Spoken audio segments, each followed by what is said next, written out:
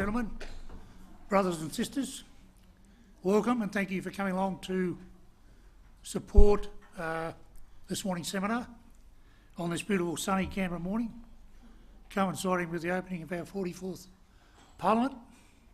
So a very auspicious day. We have a very interesting seminar closing the GLAP Clearinghouse seminar, which, as you would be aware, is about exploring the evidence on engaging with Indigenous communities and improving community governance. My name's Russ Taylor.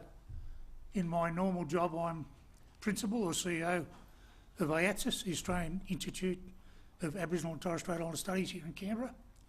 But my specific role here this morning is to chair the seminar, and I'm very privileged and happy to do that. Without any further ado, of course, it's appropriate that we acknowledge and observe a very important cultural protocol. And in that context, I refer, of course, to acknowledging country, acknowledging traditional owners.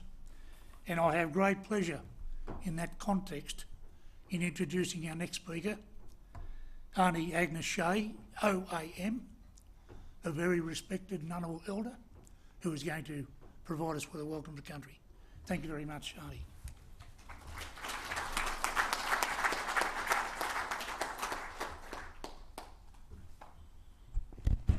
Thank you, Russell. Well, good morning, everyone. How are you on one of Canberra's lovely freezing mornings? But nevertheless, we must keep on keeping on.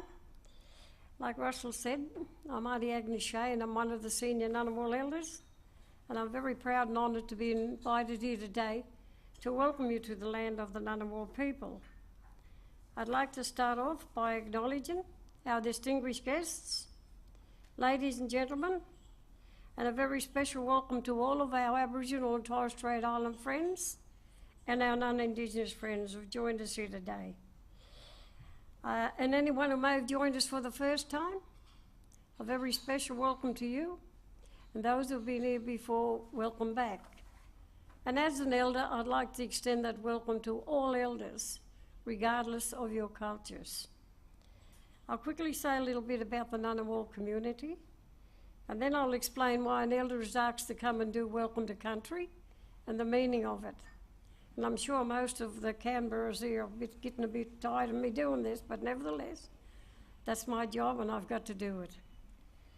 The Ngunnawal community are the traditional custodians of Canberra and the region.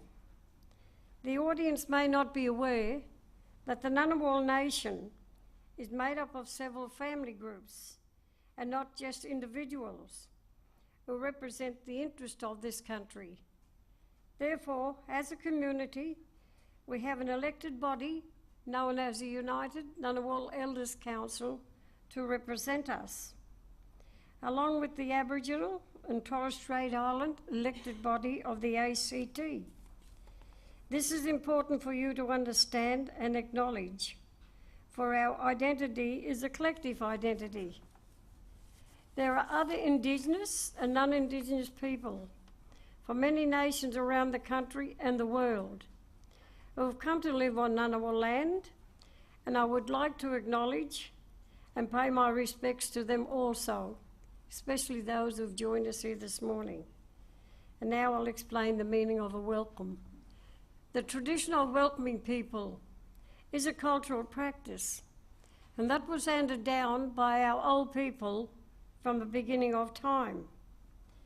And what it means, before entering another person's country, you would always announce your arrival and not enter until a traditional owner of that country welcomed you. And the reason for this practice is to protect your spirit while you're in another person's country, but also show respect to the people of the country you're entering. And as one of the Ngunnawal elders, I'm always very proud to see when non-Indigenous organisations and government do ask an elder to come and do welcome to country. It shows that they are also respecting our traditional culture. And it helps to build the reconciliation and bring respect between many cultures of people who now live in the ACT and region, but also throughout Australia. And now I'd like to say a bit about this special event that's happening here today. We are here today for a seminar for the closing of the Gap Clearinghouse. The Clearinghouse organised this seminar to give Janet Hunt and Roxanne Brainbridge an opportunity to share with us what they have learned about engagement and governance for Indigenous people. And a very special welcome to you both. They have been some valuable information.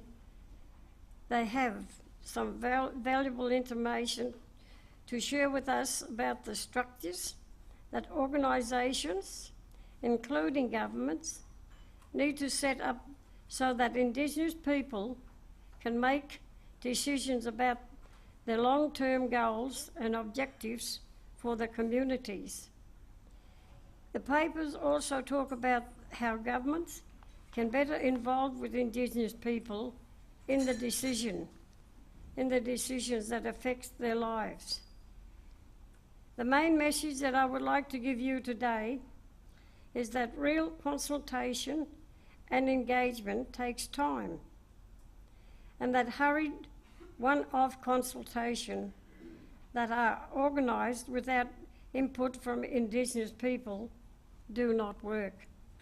So thank you again for inviting me here. I'd love to stay and listen, but I have a very sick daughter at home. So please enjoy the morning. And when it's time for those who've travelled here today to join us, time for you to travel back home to your own countries, I wish you a very safe and enjoyable journey. And now I'll finish like I normally do in the language of the Ngunnawal people, Ngana Yarabai Yangu, which means you're welcome to leave your footprints on our land now, or in other words, welcome to Ngunnawal country. Thank you.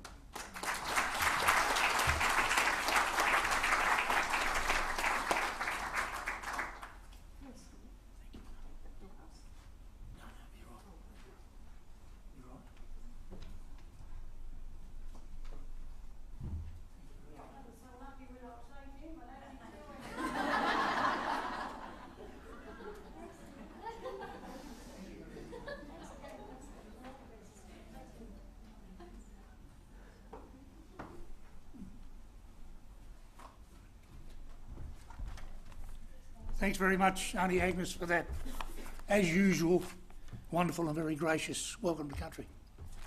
Auntie Agnes has already given a very good overview of what this morning's about.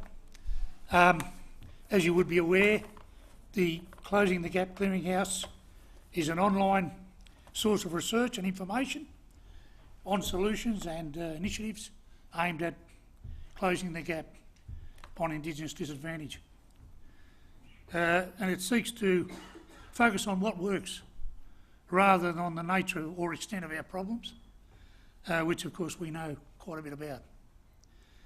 Today's seminar is another valuable step towards linking research and policy by making the research available and accessible to all of us Australians who may have an interest in this information. What is of particular value to policymakers? And contains information that is of particular value to policymakers, program managers and service providers. Can I just say the approach today will be that we have two very interesting speakers. I'll introduce those in a moment. We'll have a break of morning tea between the two speakers, and then if my timing's right, we'll have plenty of time for questions at the end. So I would ask if you have a question as they arise, make a note of it, and hopefully we'll have an opportunity to explore that at the end of the two speakers. And as I say, we'll have morning tea in the meantime. I've also been asked to remind people that today's seminar will be webcast and recorded. So if you choose to identify yourself when asking a question, this will obviously be captured on the record. And my personal view is, as a courtesy, that I would ask that you do that. But it's not mandatory, just a courtesy issue. Okay, so I have much pleasure now in introducing our first speaker, and who is the author of 2 clearinghouse papers. And I refer, of course, to Dr. Janet Hunt. Janet is a Fellow of the Centre for Aboriginal Economic Policy Research, CAPER, at the Australian National University. And after a long career in international developments, followed by senior lecturing responsibilities in international development at both Deakin and RMIT universities, she moved into the field of Indigenous Australian development. Janet relocated to CAPER to manage what I know is quite a comprehensive and almost overwhelming project in terms of the community governance project that went from 2004 to 2008, which of course you would be aware is a major study of governance in Indigenous communities. Since then, Janet has continued her research interests in Indigenous governance and engagement, community development, while researching Indigenous engagement in natural resource management, particularly in New South Wales. She also teaches postgraduate courses in Australian Indigenous development. Would you welcome to the microphone Dr. Janet Hunt?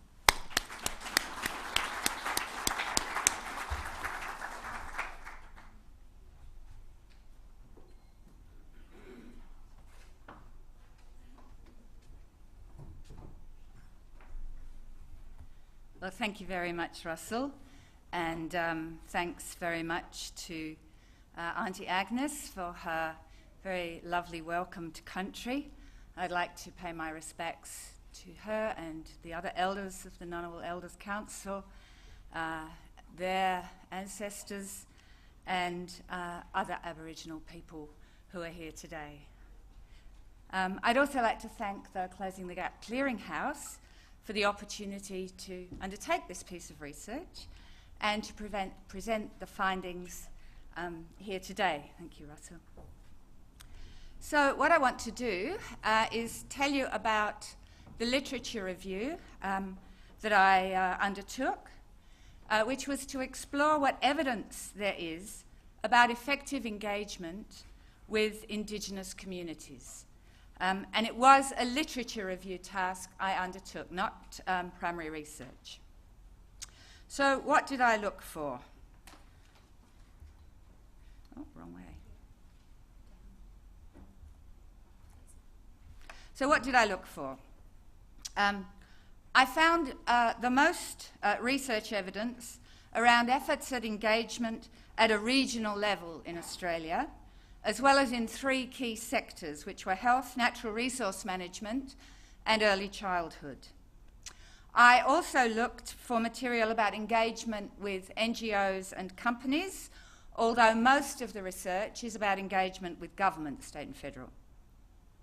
I looked specifically at other settler countries like Canada, US, New Zealand, as they're often seen as comparable with Australia, although I'd say the legal and policy frameworks are rather different. And I finally looked rather broadly for research about engagement with any marginalised communities and about place-based citizen engagement generally. Before I go on, I should just talk about the concept of engagement. In a major review of citizen engagement by Holmes, he defines it as a relatively sustained and systematic interaction, an ongoing process which at best results in joint determination of outcomes and confers legitimacy on them, which I've shortened to a sustained relationship towards shared goals. There's an idea of a spectrum of engagement, which you find in the literature. It's very common, with the level of participation of communities in policy or program development ranging from low to high. The spectrum ranges from informing or consulting at the low end, through advising and joint planning, to having control over some or most decisions. Governments tend towards the lower end, Aboriginal people seek engagement at the higher end.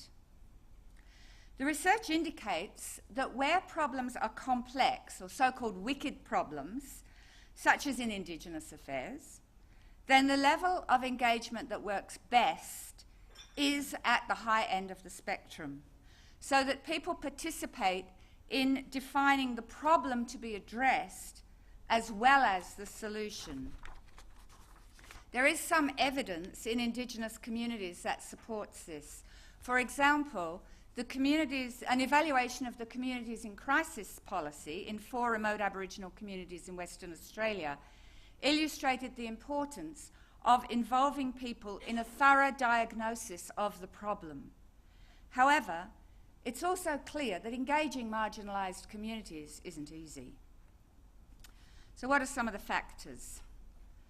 I've called the first group History, Culture and Language. The history of engagements may affect current efforts.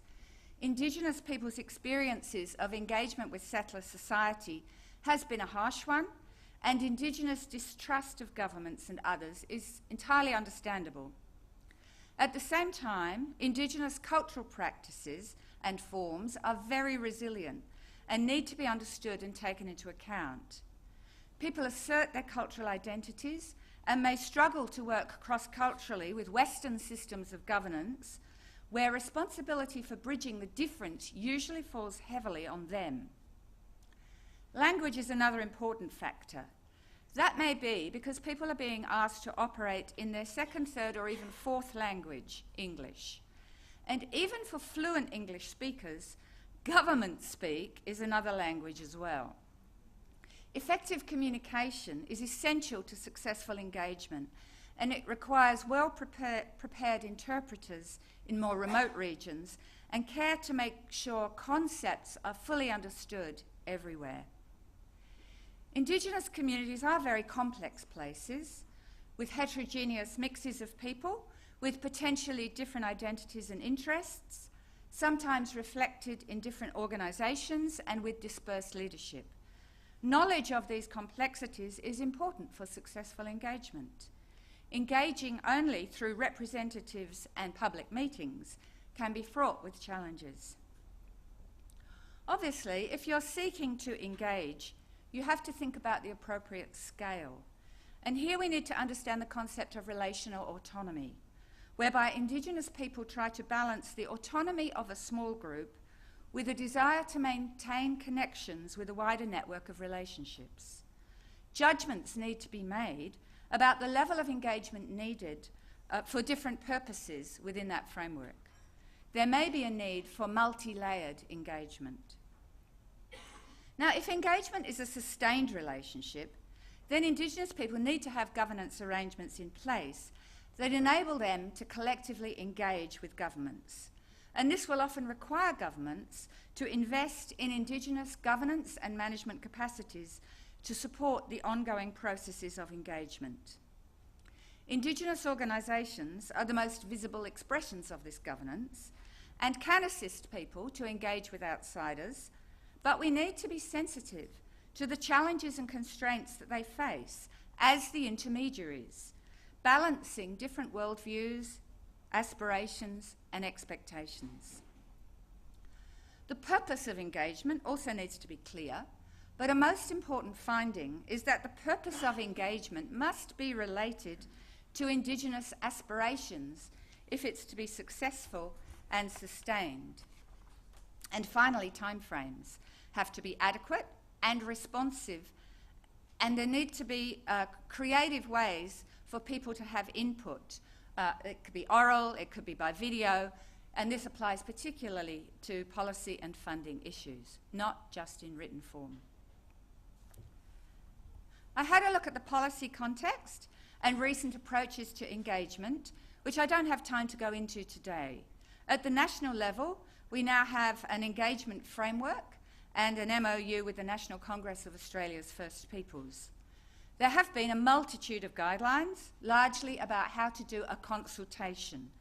And since 2000, year 2000, we've had a host of different approaches to engagement, by the Commonwealth and by other jurisdictions. Some of these most recent innovations at the state and territory level don't have publicly available evaluations, which is a pity, as I'm sure there's plenty to learn from them. The Remote Focus organisation has conducted a great deal of research about engagement in decision-making in remote Australia, arguing that the current complex governance arrangements in remote regions are not fit for purpose. Finally, it's important to mention that some sorts of engagements, particularly relating to land and cultural heritage, need to take account of legislative frameworks on native title and or the land rights regimes in different jurisdictions. Since Australia has indicated support for the UN Declaration on the Rights of Indigenous Peoples, we should also look at the relevant clauses in that declaration about engagement, and here they are. Indigenous peoples have a right to participate in decision-making through their own representatives and institutions that they determine, and the concept of free, prior and informed consent is at the heart of this. There is no research in Australia on how this is being implemented, at least not that I could find, so I can't say how much it's being used, except to note that the Murray-Darling Basin Authority has written this into its own Aboriginal engagement principles, so perhaps in the future we can assess this. I also don't have time today to go into the detail of the international evidence, but overall it reflects engagement on the basis of self-government, treaty or agreement-like relationships, and it emphasises the importance of investing in Indigenous capacity and resources, noting the important role played by First Nations organisations. It also emphasises respect for First Nation values and difference from settler society, and very early engagement with Aboriginal people, particularly where resource projects are concerned. As I mentioned, the literature on engagement is quite strong in Australia in relation to various efforts to engage at a regional level as well as in those sectoral areas. There are some very, very consistent findings across this quite diverse array of studies. I'm going to focus on the regional ones first. So this is drawing on 16 reports or studies, which between them cover 12 regions, including each jurisdiction, as you'll see. And they covered from a period of mid-2000s to last year. So there were evaluations of all 7 COAG trials, 5 different studies of the Murdi-Parky Regional Assembly, including Aboriginal and bureaucratic perspectives on that, 3 other Western Australian studies, 1 from Queensland and another from the Northern Territory. The latter I only received as the paper was being finalised, but interestingly, it confirmed many of the success factors I'd drawn out of the other studies, and I'll talk in more detail about it shortly. So what worked? Well, it boils down to leadership, resources, participatory processes, and governance and capacity building. So let's unpack those. Looking at leadership first. It's really important, and where things worked, there was high-level government engagement within a clear policy framework which was adaptable for local conditions, enabling a whole-of-government agenda and a holistic place-based approach. Where there were regionally based senior people who had some decision-making authority, high-level negotiation skills, and an ability to listen carefully to what's being expressed. And they, in turn, had skilled, culturally competent staff capable of building trust and respectful relationships between governments and community representatives. Where there was leadership across all levels, governments and communities, and those people on the ground were willing to try new approaches and to make things work. And that old adage, one size doesn't fit all communities, is borne out. In terms of resources, things worked better where the partnership processes themselves were resourced, with staff to manage the engagement and follow up on decisions made, where there were resources available to build partner capacities and undertake the programs that were jointly agreed, and where there were flexible funds available for all these purposes. There was also greater success where communities were setting the agenda, initiating actions and determining priorities. Local solutions were planned collaboratively so that strategies empowered people. Planning started from community level upwards to the regions. And there was a level of autonomy for local groups to decide their own priorities and activities and have a voice in their own development. Where there was identification of Aboriginal strengths, assets and positives, leadership capabilities and potentials were developed, and government staff were avoiding negative judgments. As Denise Hagen said, less monitoring, more mentoring. There was clarity about processes and effective communication between partners and within agencies. Information sharing was key. Where there was clarity and agreement about desired outcomes and indicators, and well-developed plans to achieve them, again with clarity in relation to decision-making, actions and responsibilities, where there were achievable, realistic goals, and no promising what couldn't be delivered. And finally, where there were long time frames, so that people, as Denise Hagen put it, work at their pace and in their spaces, realising that change is chaotic and emergent. It is not a linear process. In relation to governance and capacity building, success was greater where people built on existing Indigenous governance structures, mechanisms and processes wherever possible. Often Indigenous bodies had developed or evolved over many years. Where there was support and capacity building for communities and community representatives for engagement with governments, with ongoing governance development, with processes and structures designed by Aboriginal people and hence viewed by them as legitimate. Where there was cultural legitimacy in that sense and government funding, both of which are essential requirements for developing a regional Aboriginal governance body with which governance can engage. Now let me turn to the example of regional engagement which showed signs of success. And as I say, I could hardly believe how consistent this was with the things I had drawn out already from the other regional studies. This is the Groote Island and Bickerton Island Regional Partnership Agreement. This RPA involves three partners: the Anandillyaquah Land Council, which is a traditional owner body under the Northern Territory Aboriginal Land Rights Act, the Northern Territory Government, and what was then FACSIA, and involved the communities of both the islands. The RPA was broad. It covered 10 areas of activity, from township leases, planning and infrastructure, housing, health, education, youth, sport and rec, and community safety. The 10 areas also included, importantly, leadership and governance and support for the partnership. And the evaluation report of the second stage of this program was very positive. So what does this report suggest as the factors in its positive findings? Well, it stresses that this success can't be attributed to one factor, or indeed several factors, in isolation. It's the combination of a number of key inputs and processes that's determined its overall success, it says. And these included ministerial support from both governments, a community-driven partnership work, that the Land Council took a strategic approach, so strong governance there. Interestingly, a community contribution, financial contribution, which gave them considerable leverage in negotiations, so it evened up the power. Funding arrangements and allocation of funds on top of that. Positive working relationships where respect and trust were built, and some agreed principles had underpinned the partnership. Where there was vision and strong high-level leadership, and the region that was selected reflected a sense of place by that community. There was attention to effective implementation.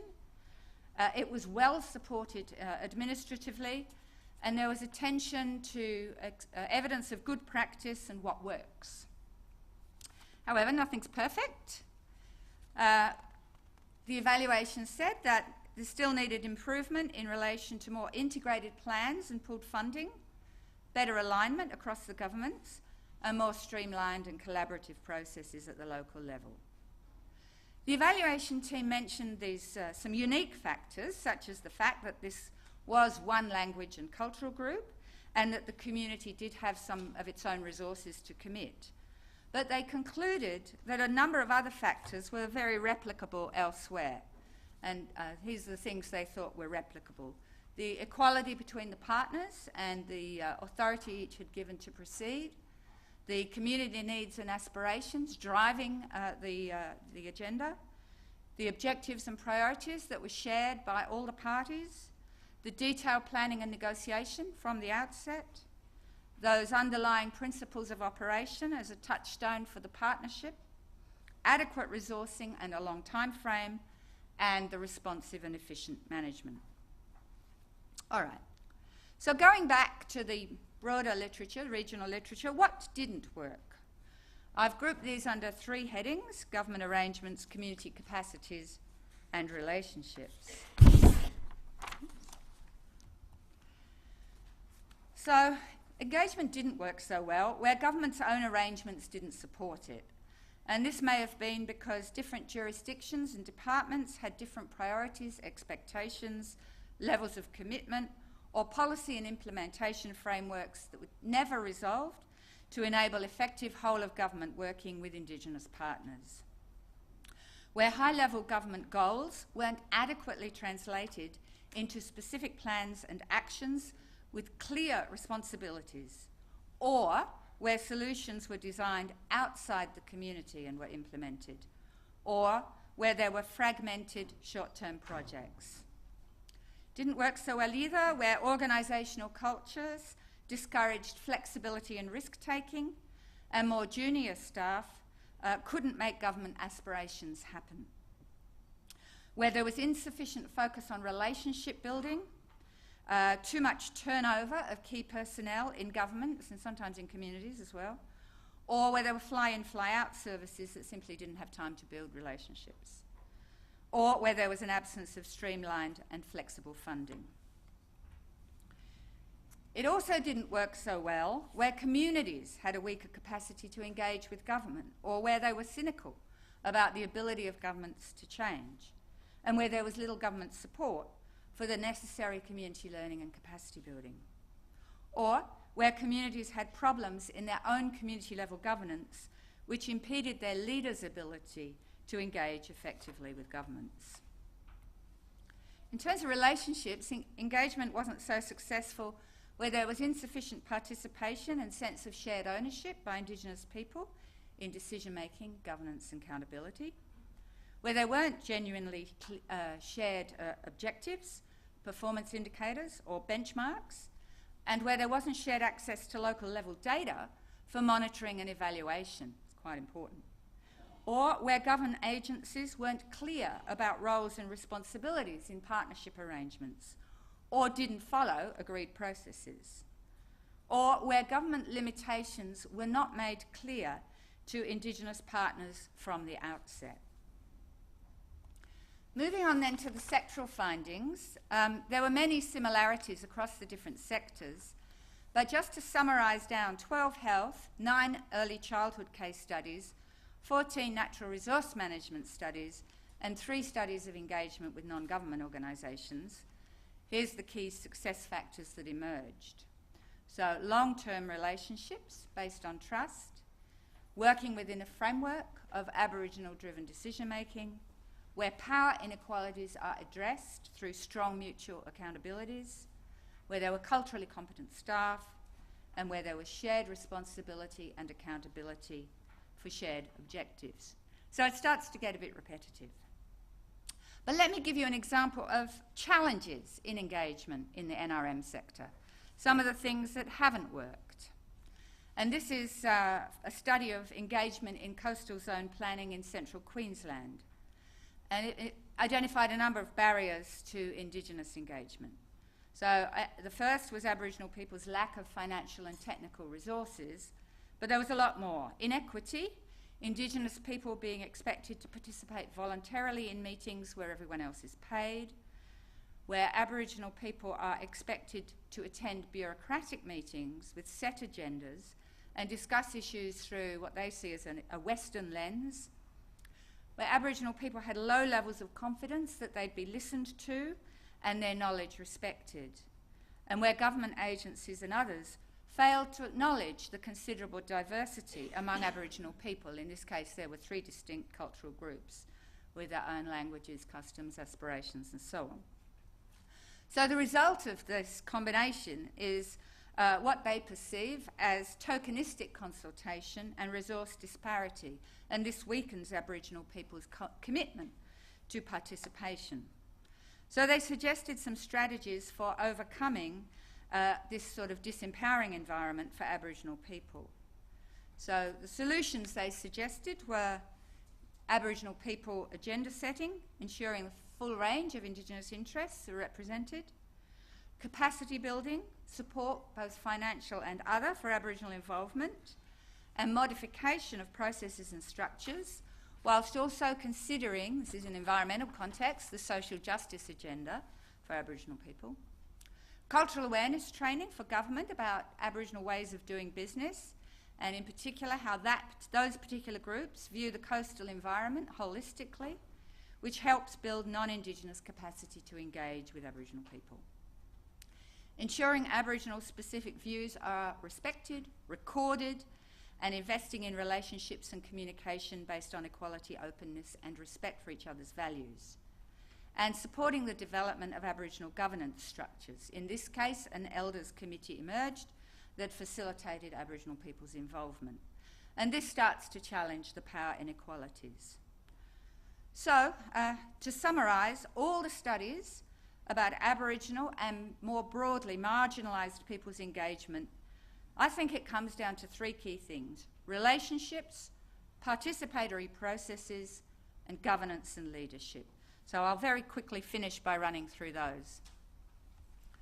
So relationships, obviously responding to Indigenous history, cultures, and social dynamics, contemporary, valuing skills and knowledge of community organisations and Indigenous people themselves, clarity about the purpose and the relevant scale for engagement, and relating engagement to Indigenous concepts of well-being, not just COAG targets, important though they are.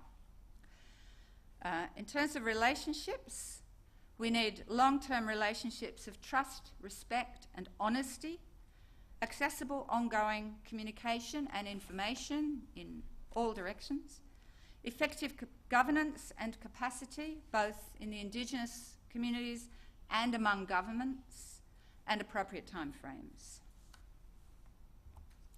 In terms of participatory processes, we need Indigenous agency and decision-making from the outset. So we have an Indigenous-driven process with government in the role of facilitator, enabler. Building on Indigenous community governance structures and Indigenous strengths and assets. So it's an empowering process with small achievements towards mutually agreed longer-term goals and targets. Recognition of power inequalities, I've mentioned that before, and sincere attempts to share power through agreements. Transparency of decision-making processes and agreed conflict resolution mechanisms. Really strong mutual accountability relationships embedded in agreements, and a high degree of clarity about desired outcomes and indicators. And clearly defined roles and responsibilities in agreements and partnerships, and some continuity of personnel. And parties engaging in joint planning of monitoring and evaluation, it's not a lot of that happens, to meet the rights and needs of each. And finally, governance and leadership. Well, we need effective and legitimate Indigenous governance arrangements, strong and strategic Indigenous leadership, which is resourced and supported for the engagement, very high-level leadership flexibility and secure and adequate resources within governments, but also honesty about resource or other limitations or parameters so that achievable goals are set, and culturally competent staff able to build trusting relationships. We need investment in strengthening the governance of both Indigenous and government partners for effective partnership working, building on existing community organisations and governance structures, and probably most important, governments with the capacity to respond to Indigenous priorities with pooled and flexible funding arrangements. All right, so that's my brief summary of a vast quantity of research studies that I looked at. Thank you for listening, and I hope we can have a discussion about how you can put that all into practice.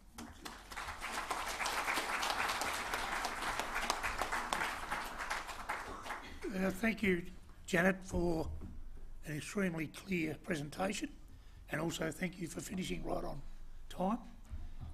We shall adjourn now for morning tea. Can I ask that we be back in the room at 10:25 sharp? Hold your questions, I'm sure you've got some, and we'll certainly allow plenty of time for questions at the end of the next speaker's session, and I'll be pleased to introduce her at 10:25. Thanks very much.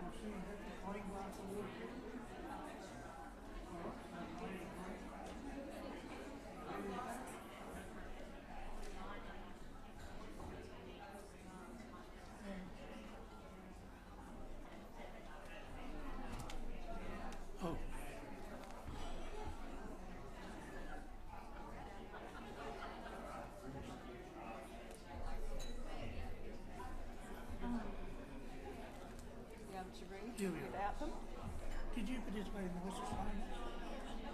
Oh, good. And I didn't have a problem that day. It's just one of those days when you can't keep anything. Well, we might get Janet to join us over here, eh?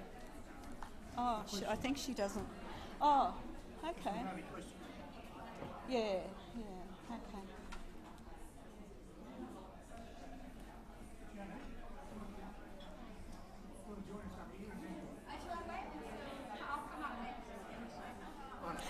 You don't want to sit up. Don't want to be up here with me, is that right? Well, let me introduce you. We've got, unfortunately, writing instructions to get out of the place, Yeah. which is a shame, you know. That's why there's Yeah, no, it is. morning tea in the middle. We didn't have that last time. So I think Yeah. that's why. So people kind of don't dwell. Gary? Gungri. Hungry. Good. Please, I asked you. Doesn't matter. I don't know what else. Oh no, gotta get it right, gotta get it right. Okay. Okay. Welcome back. I'm now about to introduce our next speaker. Thank you for being so prompt. Unfortunately, we are under a time restraint. I'm told that we've got to vacate the premises by 11:25, I think it is, this morning. There's an apprentice politician about to make a speech. So I do apologise for that, but we do have to have an eye to the clock. So without any further ado, I have great pleasure in introducing our next speaker and presenter, Dr Roxanne Bainbridge. Roxanne's a co-author of a clearinghouse paper with Comla Say, Jay, Yunya McCalman and Kath Brown. Roxanne Bainbridge is a Gungri woman from southwestern Queensland. She's part of a growing body of Indigenous scholars, collectively known as the National Indigenous Research and Knowledges Network, led by Professor Aileen Morton-Robertson, and I'm pleased to say that my own organisation, AATSIS, is part of that alliance. And this initiative is endeavouring to significantly increase the quality of research involving Indigenous Australians. Roxanne is currently employed as a Senior Research Fellow in the Cairns Institute at James Cook University. Her work is embedded in Indigenous empowerment and social inclusion research and has a particular focus on the social determinants of Indigenous health and well-being. Mentored herself by Professor Comla Say, Roxanne's foremost research activity at the moment is a project funded by the Australian Research Council that's investigating mentoring into education and employment and Indigenous students, for Indigenous students. Would you welcome to the microphone Dr Roxanne Bainbridge. Thank you.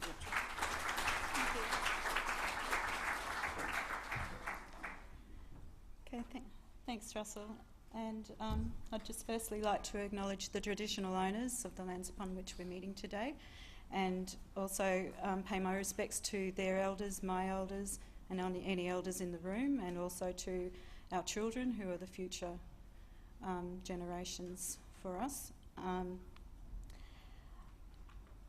I'd like to start, I guess, with positioning myself so that you understand where I come from, and I'd like to start first by saying, as Russell introduced me, that I'm a Gungri woman from southwestern Queensland, and that has a great bearing on how I view and see things in the world. I'm also a researcher at James Cook University, and that also has an impact on how I see things, and potentially is, in conflict with policymakers, I guess, and other government departments at times. But the two are more and more coming together, and we're doing our best to meet levels of government and how they want to work and try to fit into their agendas, and we're hoping that that can be done the same. And things are changing around Australia, with NIRICN, the National Indigenous Knowledges Network. There's soon to be some 300 Indigenous researchers with PhDs working out across Australia. So things are changing a lot in that regard. and ways of working with people, and so therefore, bringing new perspectives, things change on how we work and how we do business. But at the end of the day, as a researcher, I really think about what Aboriginal and Torres Strait Islander people are trying to do to improve their own circumstances, and how our work can actually add value to that situation rather than imposing. My research work is embedded with the Empowerment Research Program. I work in a small team of Indigenous and non-Indigenous researchers. My colleague Janya McCullum, I'd like to acknowledge her, she's in the front row there. And it's led by Professor Komla Che. We've been working a lot around empowerment. We aim to look at acknowledge what contributions notions of empowerment make to the social determinants of health and wellbeing for Aboriginal and Torres Strait Islander people. We define empowerment more broadly, I guess, than sometimes people use that term as, it's just a term really, it's just one of those buzzwords that's sort of bandied around without really a whole lot of thought to what it means. So we follow Minkler and Wallerstein's definition, who define empowerment as a social action process by which individuals, communities and organisations gain mastery over their lives in the context of changing social and political environments to improve equity and their own quality of life. We've worked with partner organisations across a range of areas in health, education, palliative care, chronic disease, health promotion, so we're quite a multidisciplinary team. And of course, empowerment cuts across that, and all of these research areas are some way related to concepts of governance. Now, when I was thinking about presenting today, I thought about representing the paper. We actually had a little bit of a brainstorm, and we decided that we'd take a few points from the paper and elaborate those in a more sort of practical way, and what this can look like in practice.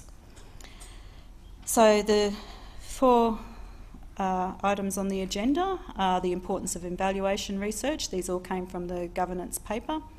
Capacity strengthening 2 ways, that is strengthening the capacity of both Indigenous organisations and governments, so really exploring ways of working together in relationships and partnerships.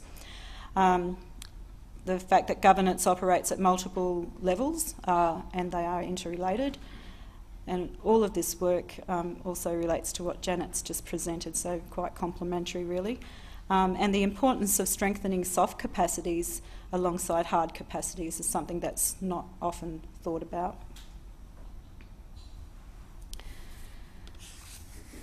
Okay, getting back to the first point, importance of evaluation research.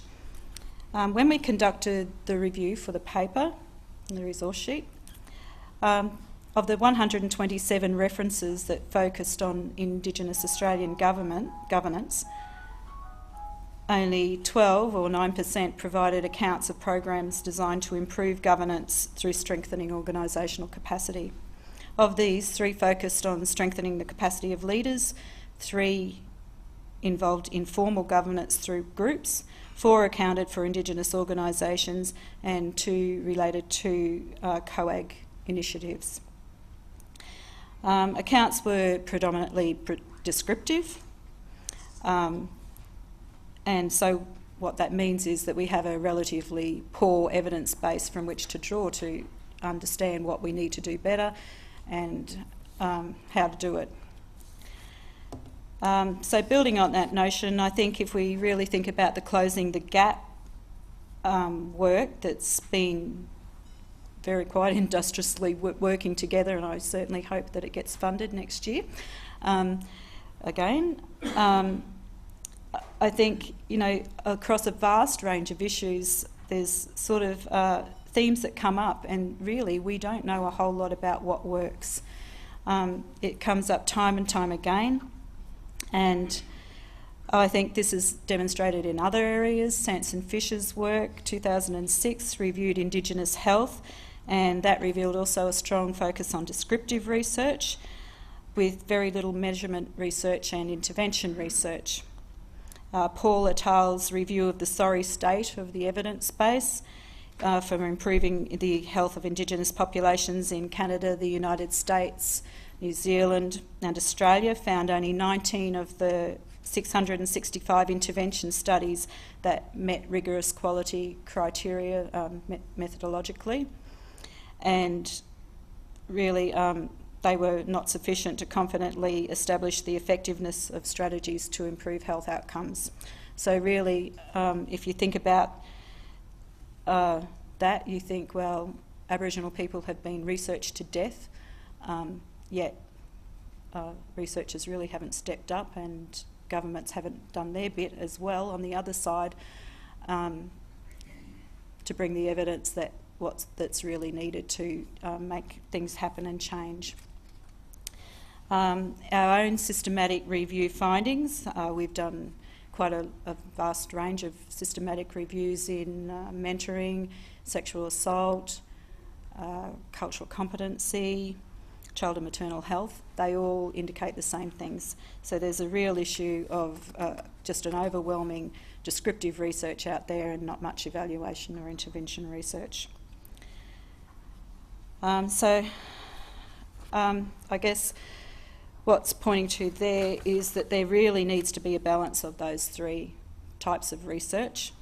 We're still only in the very early stages of development in most Indigenous research, and that to make things happen, we need to change that. So one of the ways of doing that is we need to account for rigorous evaluations in the implementation of programs, but also people need to have the think about, I guess, accounting for that very early at the application stage, so that they are encouraged to include evaluations and the costs to do that in their funding applications. So I guess coming back to the issue of strengthening capacity for improving Indigenous governance, I thought just, let's consider a little bit of the history just briefly.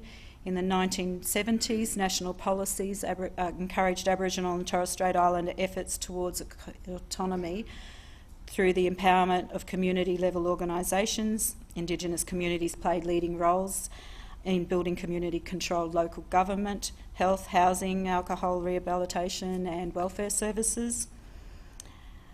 I guess in the 1990s, the term community capacity building, rather than strengthening, emerged, but there was little evidence about how that actually worked as well, or whether it worked at all.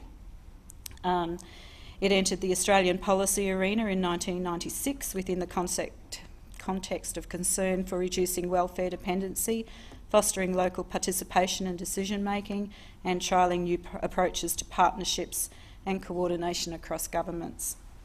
As such, capacity strengthening became an intercultural phenomenon, whereby organisational capacity strengthening for Indigenous community governance needed to involve intercultural engagement between Indigenous people, their organisations and governments.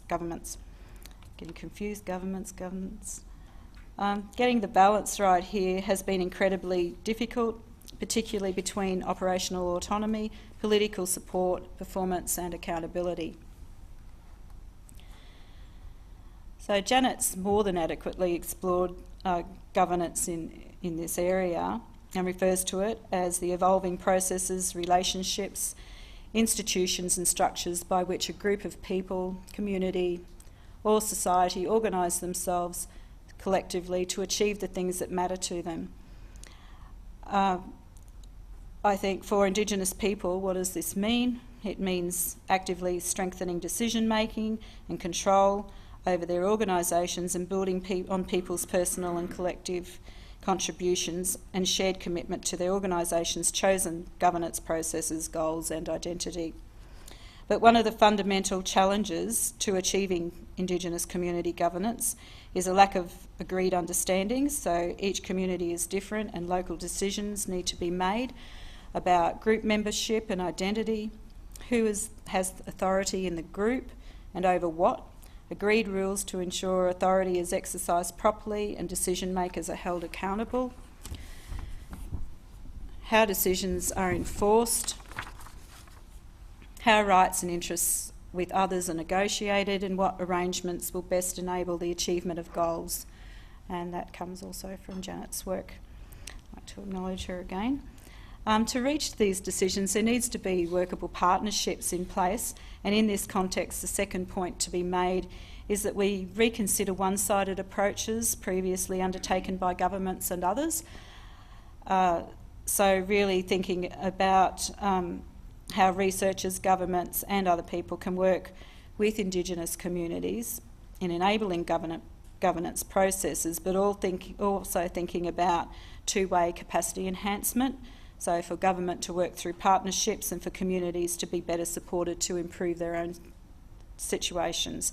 So really the question to ask is what enabling approaches are available for Indigenous organisations to make these decisions, and more what approaches can these processes, how can we facilitate these in processes of partnerships.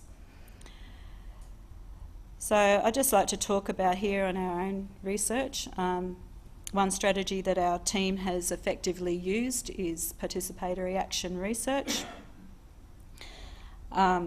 It's sometimes standalone, sometimes it's combined with an Aboriginal developed program. It's an empowerment and social and emotional wellbeing education program. We've used PAR as a way of working to make things better in schools, in men and women's groups, health services, community-controlled organisations. So, and it seems to be quite feasible and acceptable to Aboriginal partners. So it's a cyclic process, and I don't know, it's pretty straightforward. It's a cyclic process where you diagnose the situation, you reflect on what's on the actual situation as it stands, so looking at what's working, what's not working, and then you act on it to improve it. You come back, you measure, evaluate the effectiveness of the action and reflect on learnings from those actions and plan next steps. So it just becomes a cycle of ongoing continuous quality improvement, really.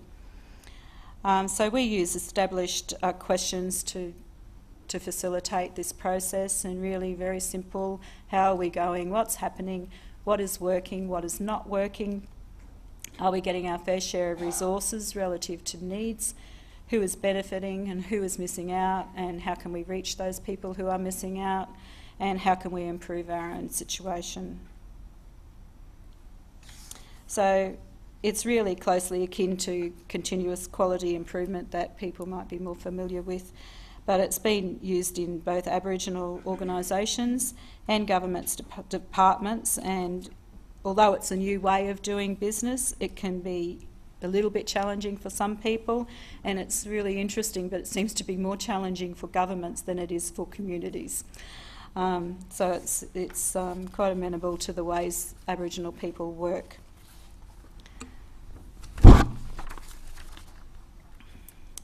But having said that, the process isn't always perfect, and we have had incidents where it hasn't been, not that it hasn't been facilitated well or anything like that. It's just the nature of the group that's and the dynamics of that group. We had a situation where we had two concurrent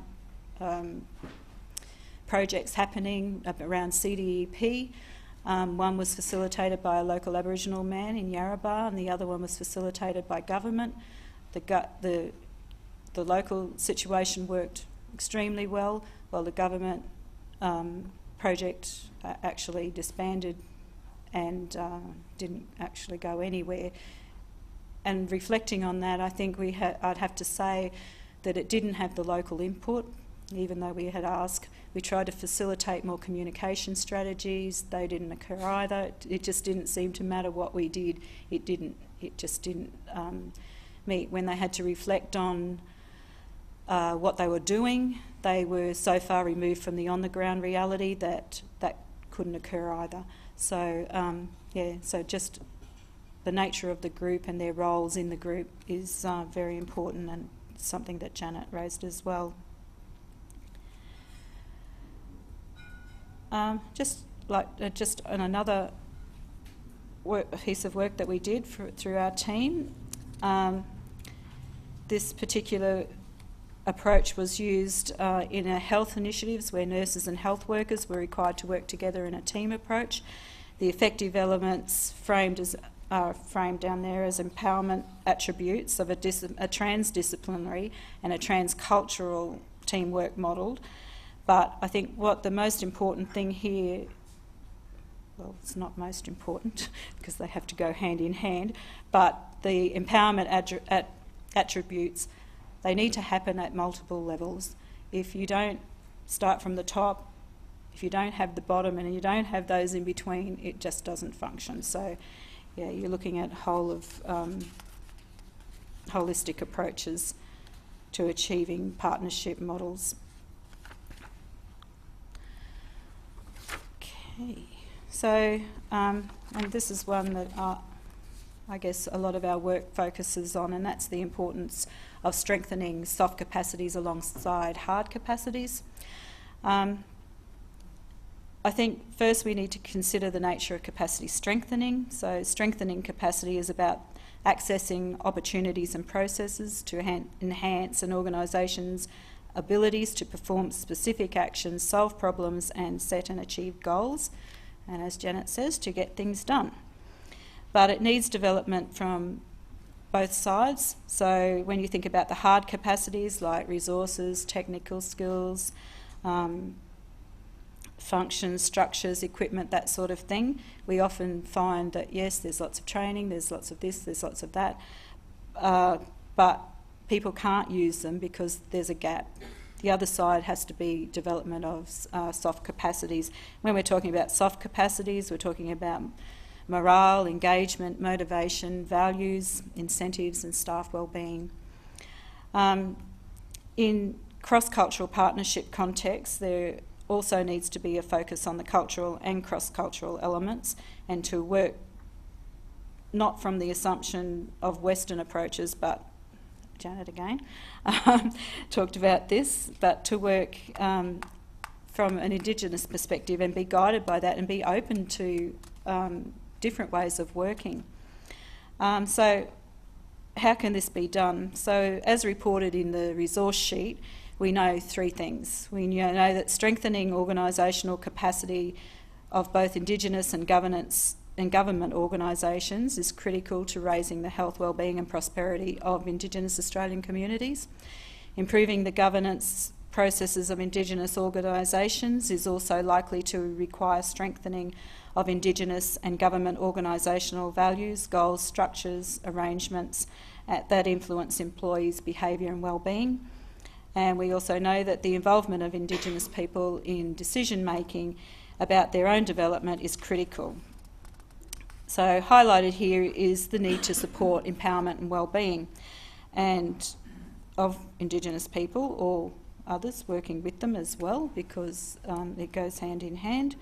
And whether that's at a personal level or at a community level or organisational level, that doesn't matter. But it's a key gap that's often arising, and I see it often in the Closing the Gap resource sheets, and it's something that Professor Pat Dudgeon raised a few weekends ago in the Australian, along with Tom Calmer. They raised concerns of developing social and emotional wellbeing of Aboriginal and Torres Strait Islander people. And it's a clear gap, and it stops the uptake. It's all about developing those soft capacities and stops the uptake of participating in training, employment and that sort of thing. So for capacity enhancement to thrive, for Indigenous governance to thrive, a key priority is around the development of social and emotional empowerment as the precursor to development. So here I also bring in some of our own work. So we work often in family wellbeing program. It's a social and emotional wellbeing program, and we use it to enable, as a tool of engagement, to enable processes of governance. And so for over the past decade, or even much longer right now. We've used family wellbeing to enhance the capacity of Aboriginal Australians. It's developed in Adelaide, 1993. It provides a safe environment in which people can have different conversations to those they might have experienced in the past. So it's about acknowledging past historical injustices, but not dwelling on that, but focusing on the how can we move forward. Its usefulness and as an empowerment tool can be demonstrated by its transfer, and it's been transferred across Australia in 56 geographical sites and also internationally to Ghana, Canada and Papua New Guinea. Okay, so I guess the take-home messages, just to summarise, is around the importance of evidence, because we're very good at describing the extent of the problem and what needs to happen, but there are so few evaluations of actually what works.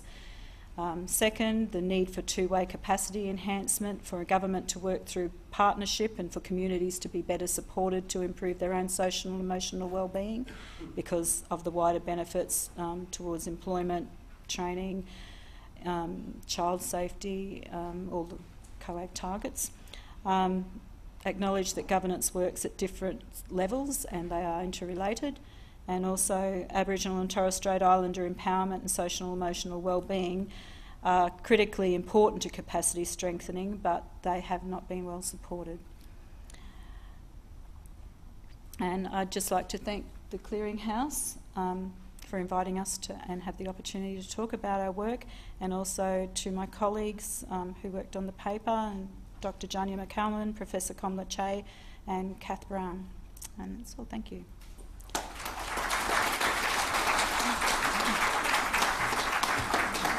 I won't come to the mic, I'm sure you can hear me. I'll ask Janet to come up and join us. We're going to have some questions. Please, if you could indicate, I'll try and do my best to identify everybody that wants to ask a question. I think we've got a roving mic available. We have. So, first question. Thank you.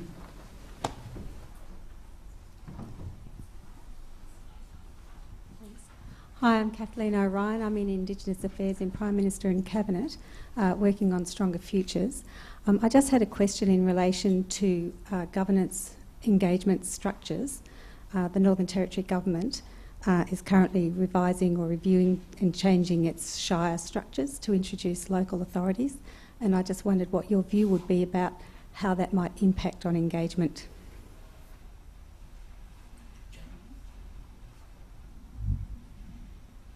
I don't know if that microphone's on, is it? Yeah? Okay. I haven't looked closely at the reorganisation of the shires, although I know that there were significant problems with the earlier iteration of the shires, and those very much related to the loss of control that Aboriginal people had at the local level. So it relates to that point I was making about the scale, the level of engagement, and I think there was a lot of disaffection because people were losing decision-making authority so that they only had advisory boards at the local level. And I think the new arrangements, which I say I haven't looked at in great detail, but they're aiming to bring some of that control back to the local level, as far as I understand it, so that's good. I think when I was working on the governance project, there was a much slower process underway of regional authorities that were developing, and we studied one of those, the West Arnhem. And I kind of look back now, and that got superseded by the first Shires model. And that was a negotiated process that was going on among Aboriginal people and with the two levels of government.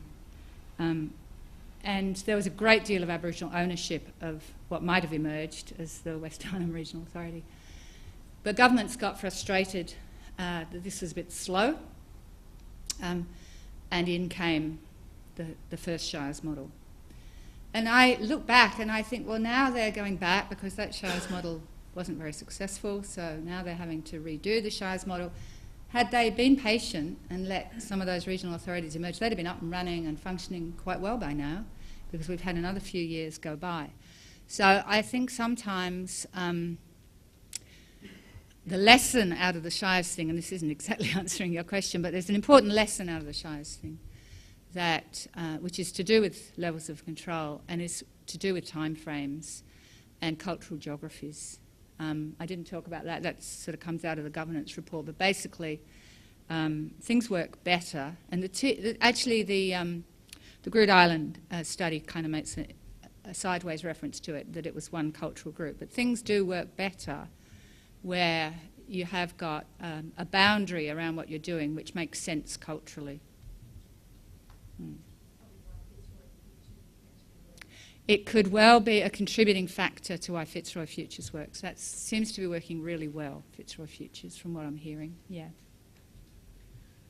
Thank you for the question. Next question. Right to the back, thank you.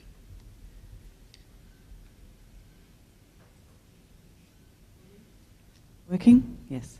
Jennifer Pitcher, Prime Minister and Cabinet. If the government was to develop a whole-of-government capacity building strategy for Indigenous organisations, what would you recommend should be the key elements of such a strategy?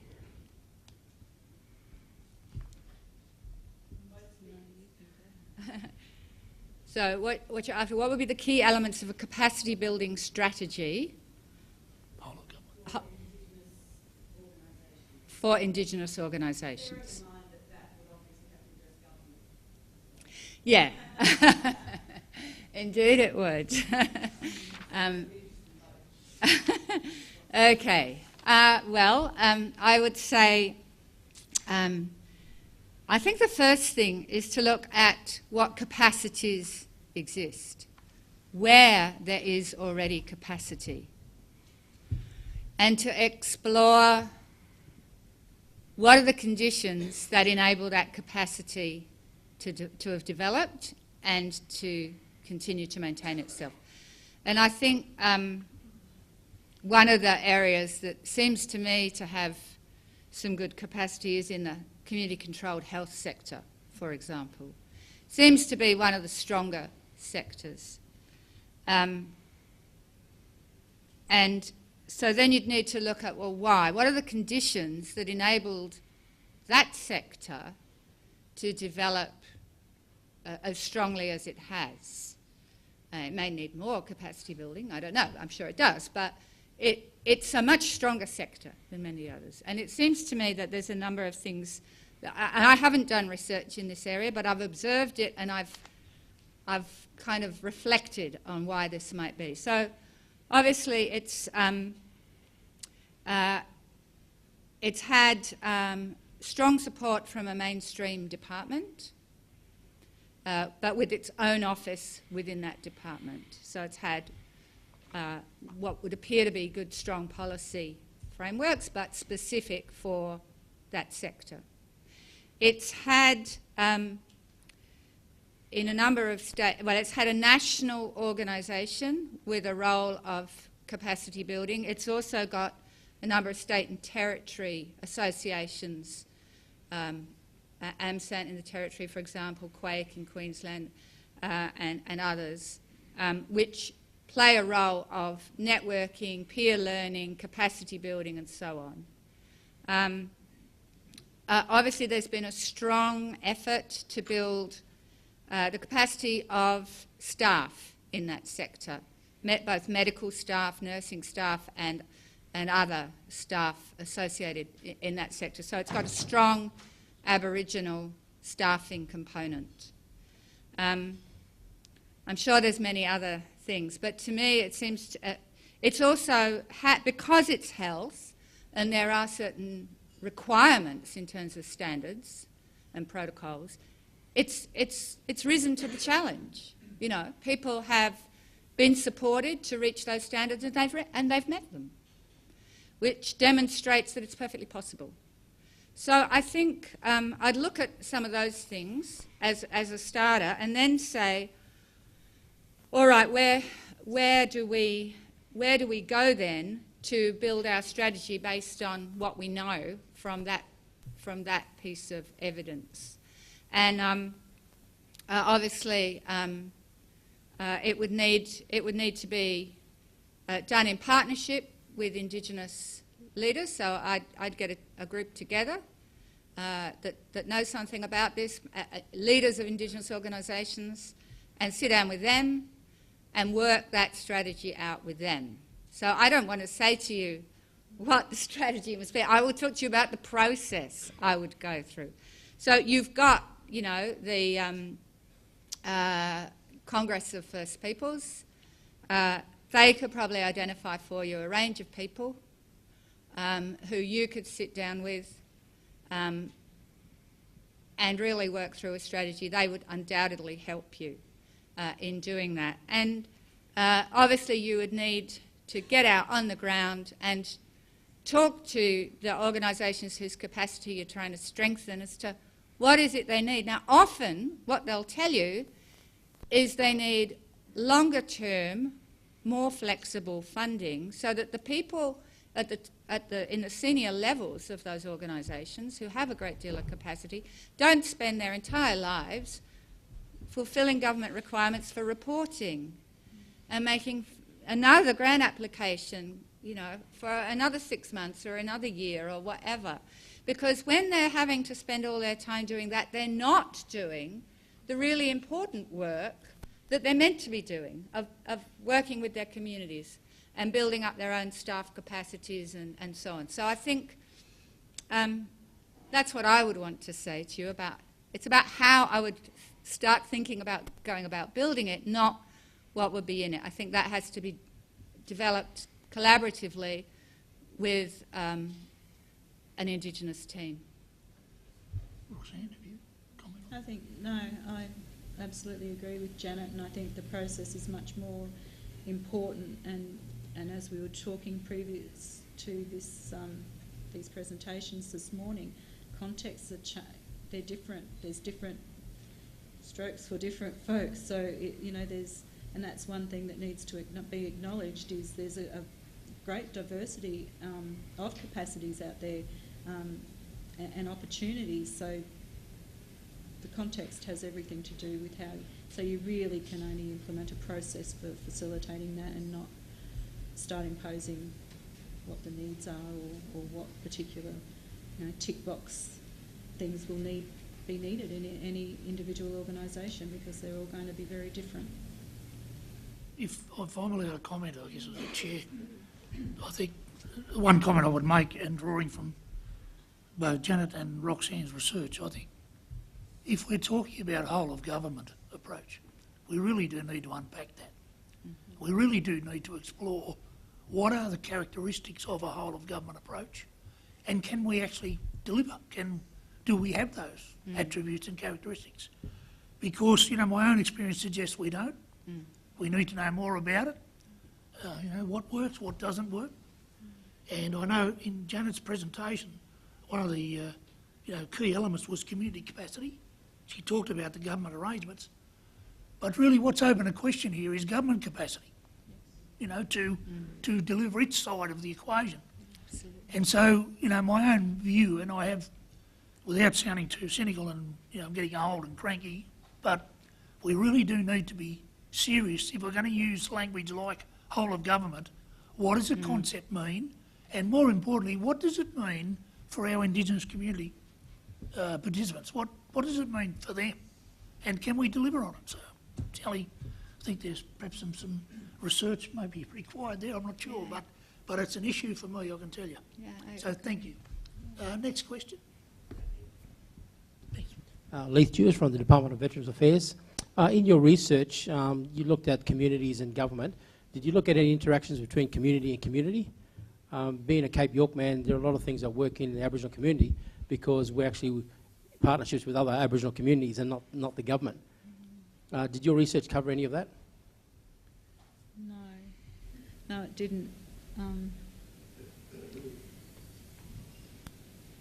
I guess it didn't, but I guess from our own experience, we have had a little bit of experience in that, and I think that's why today, you know, we've presented ways of facilitating processes so that, so that it's a pretty simple, straightforward way of facilitating partnership processes, and it brings together common humanity rather than, and I guess that's where it's more generic, is because everyone's human, and despite being either from government or community relationships or whatever. So I think that's the angle we come from.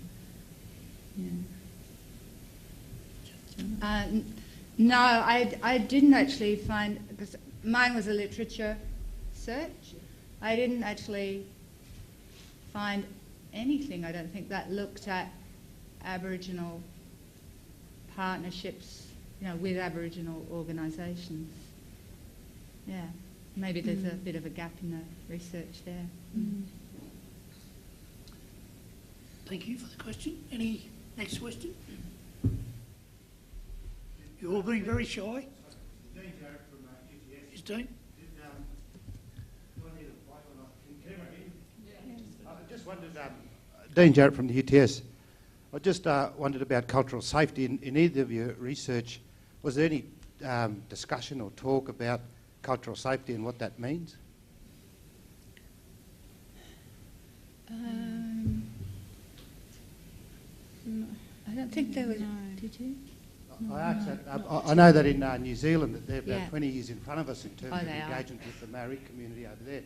And I just thought that some themes may have come up and principles around cultural safety may have arisen. It did come up a little bit in the I think it was the early childhood studies. It came up a little bit there. The term didn't necessarily come up, but the idea comes up in a number of the studies, particularly the health ones. I think those sectors are the ones that really have grasped that concept and taken it seriously. Yeah, I mean, I think it's kind of implicit in some ways in terms of, you know, the need for the non-Indigenous people working with Aboriginal people to have a much better understanding of Aboriginal ways of operating, how Aboriginal people, you know, where they would feel comfortable and safe, which is, you know, why don't necessarily do all the consultation in your office, you know, go out to where they feel comfortable and safe. That's a small element of the cultural safety, but it's an important one, I think. So, yeah, it's sort of implicit rather than made very explicit, except perhaps in the early childhood and one or two of the health studies. Yeah, didn't come out very strong, but sort of a cultural sensitivity by the non-Indigenous actors is certainly seen as very important, very important. But actually, if you're interested, we're just negotiating with closing the gap at the current time to do an issues paper on cultural competency. So that should, I guess, would be end of next year, maybe, Therese. But it's a particularly important issue, and when you're thinking about cultural sensitivity, cultural safety, cultural competence, and along that continuum and what you're really talking about here. So I think, you know, that needs to be defined and explored more before you can really say, you know, and I think that's why it's not explicit, because I don't really think people realise or know or what they're really talking about here and what that looks like. So I think that's something that needs to be much better examined and defined before we can even start thinking about that, I guess. Thanks for the question, Dean. Perhaps you've identified some fertile ground for further research, I'm sure. Thank you. I know we had a question up the back there. Thank you. Yeah, hi, my name's Kirsten Turner and I'm from the Indigenous Affairs area in PMNC. So thank you both for talking to us. I got some really good messages today. But my question is more for Janet. I was just struck in the examples that you used for the literature review that not many of those case studies successfully used flexible funding in the true sense. A lot of the research talks about why flexible funding is really important, and it talks about the barriers to the successful implementation of flexible funding. And I was wondering if you had any examples of success in that area and how that strengthened partnerships across community and government. Well, I think the example I gave you, there was an element of flexible funding in there, in part because some of the money was the community's own. I think the Murdy Parkey study, Wendy's still here, no, she might have gone, had some elements of more flexible funding. It was, you know, it was very, it was the most successful, I would say, of the COAG trials. I don't know that there were a lot there was no study that looked specifically at flexible funding that of the ones I looked at about engagement. So I was looking at engagement, obviously. But it kept coming up as the need for more flexible funding. It just kept coming up in all the studies. I'm just trying to recall whether there were... I don't think there were a lot that actually had a great deal of flexible funding, but the need for it... I think Fitzroy Futures Forum has some flexibility in the funding. Somebody mentioned that earlier. Yeah. So they've got some flexible funding. Some of the RPAs have more flexible funding than other examples, but they haven't all, as far as I know, not all have been hugely successful. Some have, some haven't. But it's a constant demand to have more flexible funding. So, yeah.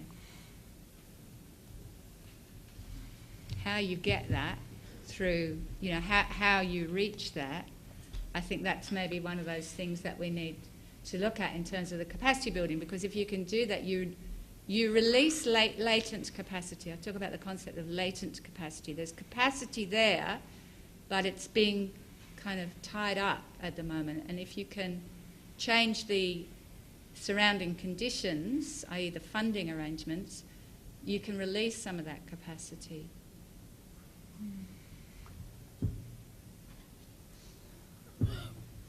Right, okay, thanks.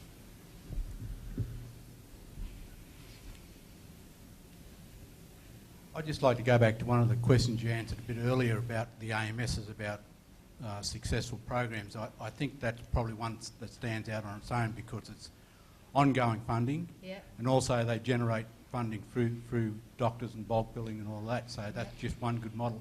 And I think if we can go away from here thinking that long-term sustainable funding helps Aboriginal communities a lot rather than short-term funding, and also the funding cycle on reporting, and when you actually want to start a program and to the time that you get the funding, then you've got a 5-month gap before you've got to spend the money. And I think that creates a big issue for Aboriginal communities, small communities out in New South Wales. Thank you for your comment. I mean, I think there's a number of, including a report from the Lowager Institute about the red tape and the restraints that non-flexible funding apply, and it's certainly counterproductive with any capacity building as well as onerous reporting. So hopefully people will take that on board here. Policy community? You can get a $300,000 funding grant and then you've got to report $2 million. That's right. That's certainly what it's like, and some small Aboriginal organisations haven't got the capacity to do that. That's right. But thank you for the point. Sorry, up the back. Sorry if I missed community.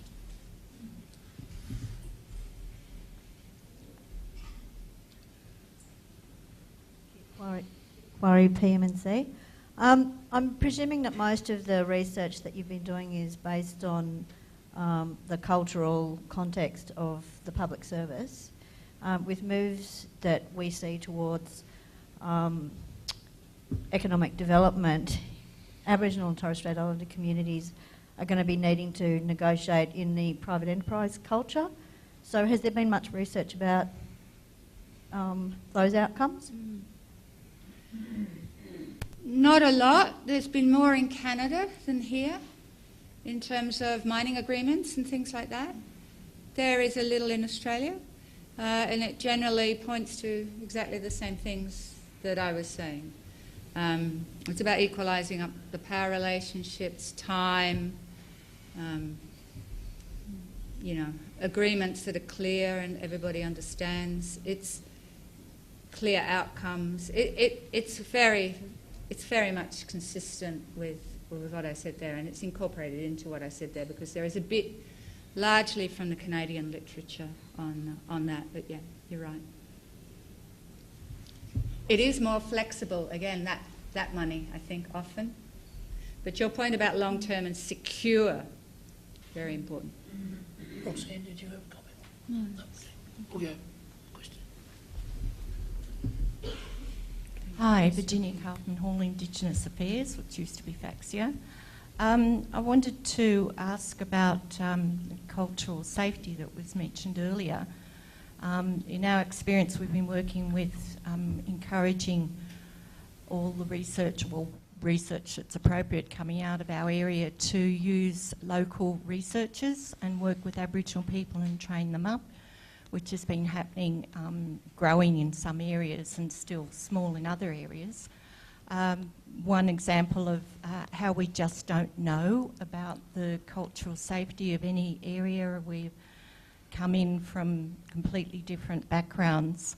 I was working in a town camp in Alice Springs, and we had a very experienced Aboriginal researcher there. And the ethical problem of having to alert families that if there was some thought that there may be some difficulty with children, they may be abused or whatever, they would have to be reported. And of course, this Aboriginal researcher who's local said, I can't do that. My safety is important, my family's safety is important. So talking that through and being able to work with the local organisation who supported that whole community was able to come out with another answer to that ethical problem. But the point I want to make, and I want to ask about the Aboriginal Researchers Network, is it's the local people who know this stuff. And unless we work with Aboriginal researchers, we wouldn't have a clue. So I was wondering if there was some examples or the things that you're noticing from the Aboriginal Researchers Network growing. I think it's very new. We only really just got funding, not just maybe 4 or 5 months ago. So yeah, we haven't really done anything around cultural safety issues, but these issues go back, many, many years to, if you look at the NH and MRC values, for example, and the guidelines, this isn't new. It should have been happening a long time ago and never has, and it's still not. And I guess there's a lot of reasons that doesn't happen, and it is around funding, the timing of funding, things like that. They're just not going to fund you to do that. Well, they say, on the one hand, they say you need to adhere to these principles. On the other hand, there's no opportunity to actually do that very often. So you've got to be quite creative in your own research work to make that happen, I guess, yeah. Thank you for the question. Sorry, I think I missed somebody in the front here. My apology if I've done that. Hi, Megan Fraser from Camp Dog Communications. I just wanted to pick up one of the questions about that asked about sort of examples or models for the flexible funding, and one that I am aware of, which you could look at, was there was a very genuine attempt in the Department of Health made to develop guidelines and funding that included flexible funding and flexible reporting around the local community campaigns, which was Live Longer. So you could look at that as a good example where we actually worked very closely with communities to develop the guidelines around this funding program where they could develop the solutions to their own health, chronic health diseases, problems. So it can be done. It took a lot of, it was risky, but it was sort of like suck it and see. You know, it's a different approach that health could take in a social marketing framework. And there are some good results coming out of that, so you might want to look at it. Thank you. Now, look, we are running out of time. I'm sorry to be the bearer of bad news, but I'm suggesting we've probably got time for one more question, maybe. Two if they're brief, but so we'll go. Sharon Clark, Indigenous Broadcasting. Firstly, I'd like to agree with Roxanne about the importance of process in the engagement from government. I was involved in Northern Territory, the first model of the Shires, which Janet referred to. And whilst in that role, I recall a successful study undertaken by John Taylor with the Tumara community, which looked at the opportunity costs.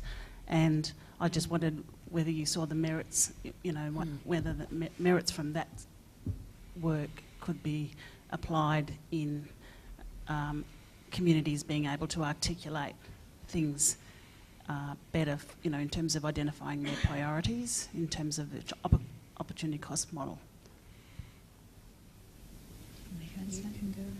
I think, John's study is a very good study of the opportunity costs of basically people not being engaged. And I think one of the things I'd say about that, and people can look at that study on the website, but I think one of the things I'd say is that often we talk about risk. Governments are very loath to take too many risks. But the risk of not changing the way we operate is that Aboriginal people bear that risk, because there's a risk of having shorter lives and, you know, all the chronic problems that we know exist in many Aboriginal communities. So when we talk about risk, we need to think about who's bearing that risk, who's carrying that risk, and weigh up the risks that government sees with the risks Aboriginal people are taking because government isn't changing the way it does its business. And I think that's something we all need to just think about. So, yeah, there's a big opportunity cost of not changing. On that note, I'm sorry, I think we'll have to draw it to a close. I know we're under a time restraint, as I explained. Can I just, before we thank our speakers, just remind people that the record of today's proceedings will be on the website. For those of you who weren't able to take copies of the papers, they are also available on the website, and I'd encourage you to access those papers. And so without any further ado, all we should do now is thank both of our speakers. Thanks very much.